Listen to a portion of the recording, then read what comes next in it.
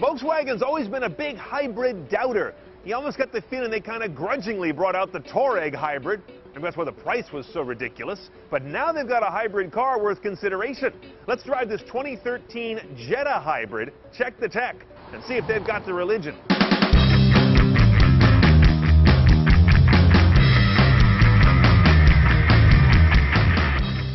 Now, spot a Jetta hybrid, obviously, by the badge over here, but on the front you see it revised, a little more aero. The entire body's been smoothed a little differently, and if you lift the trunk, you know it's a hybrid. There's a big old coffin-shaped thing back there. That's the battery taking up a pretty good amount of your trunk space. Dead giveaway, you get into a Jetta hybrid, even if you don't know it, you can tell quickly by that gauge on the left. No tack in these cars, a big old EV gauge. Don't be fooled by the numbers, 2, 4, 6, 8, 10. Those are not RPM ranges. It's just some goofy thing they put in there to show you how much power you're tapping from the car.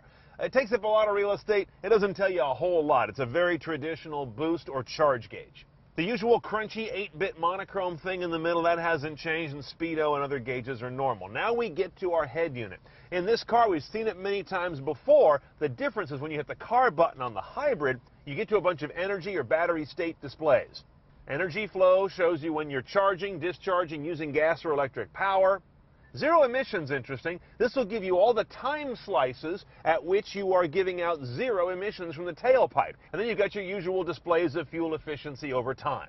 The key here is to notice that number. We've been driving this car around for over 550 miles, and we're pushing 40 mpg real world. And we are lead-footed reviewers living in a hilly area called San Francisco. So that's actually a very impressive number.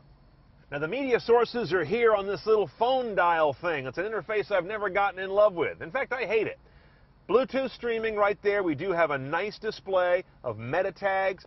MDI refers to this little portable media interface, this little pigtail here in the glove box. Notice they don't yet have an Apple Lightning connector, so I've got to use my little adapter, and this is where it starts to get a little bit nerve-wracking. I just know that thing's going to snap right off. Your aux jack is right here next to these buttons. SD card slot, you're never going to use that. Radio's on a separate menu, as so many cars do, and you can go through your Sirius satellite stations very quickly. It seeks and locks rapidly. AM, FM, no HD radio. Because we have a high-trim Jetta, there is a navigation system here within this postage stamp-sized screen. We've seen this one before. It works fine, but again, it's kind of burdened by this overall interface on this car that I'm not in love with. Now, your one-choice gearbox in the hybrid is a 7-speed dual-clutch transmission. This is a very interesting combination. I believe it's the only hybrid car yet that has a hybrid powertrain and a dual-clutch transmission. You normally find a CVT, maybe an automatic.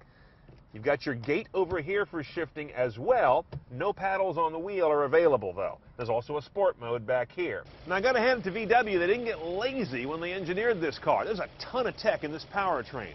1.4-liter, little itty-bitty inline-4 with direct injection and intercooled turbocharging. Ford calls that EcoBoost. It's the rage in the industry right now. Coupled with an electric motor that delivers 27 horsepower.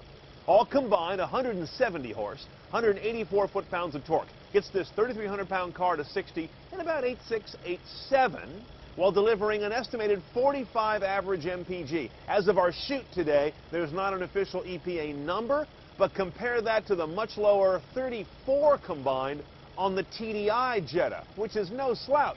So you got about a third better mileage on this guy. That's a serious improvement. And all that efficient power goes out through front-wheel drive only. There's no all-wheel drive in this Jetta, not the hybrid yet. And you've also got that one choice of transmission we saw in the cabin. It's a 7-speed, dual-clutch, automated manual. Now let's get on the road and see if it makes a difference, or if VW is just showing off what kooky combinations they can cook up.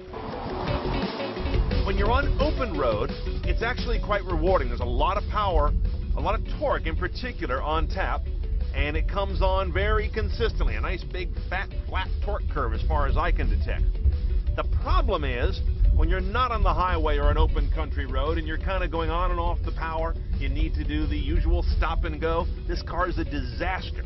It is so unresponsive in typical nibbling traffic that I just wanted to get out of it.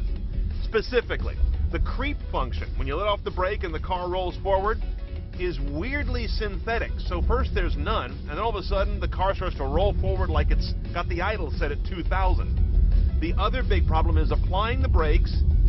You seem to get one level of braking, and then as you hold the pedal, you get another, and it's too much. It's like throwing out the anchor. And the power comes on in some weird stagey way like the brakes do. So it kind of equates to the worst turbo lag on earth, even though that's not what's going on. I think it's electric motor lag. And then combined with that, this is not the VW suspension I'm used to. Maybe it's the additional almost 300 pounds of the battery and electric gear that's throwing off the balance. I don't know, but this is not my favorite Jetta by a long stretch. And in the middle of this mess of non-responsiveness, it seems like a waste to plant a 7-speed dual-clutch automated gearbox in the middle of all this. Hit the E-mode button and the car will stay all electric as long as it can, a little over a mile and up to about 45 miles an hour. Now, pricing a Jetta hybrid is a little annoying to me. The base car is actually the SE at $27,785 delivered. Now, you got to inch your way into basic tech by buying chunky packages. You go to SEL, for example, for another $2,300, and then they throw you a bone in the form of navigation and a bunch of other niceties. Then another $1,800 gets you to SEL Premium, which is where you got to go to get a backup camera. In other words, you got to go whole hog to get this car done CNET style. Just get a Jetta Hybrid SEL Premium that includes everything. A bunch of tech you definitely need, and probably some filigree you don't, but that's how they package it. $31,975 for a Jetta.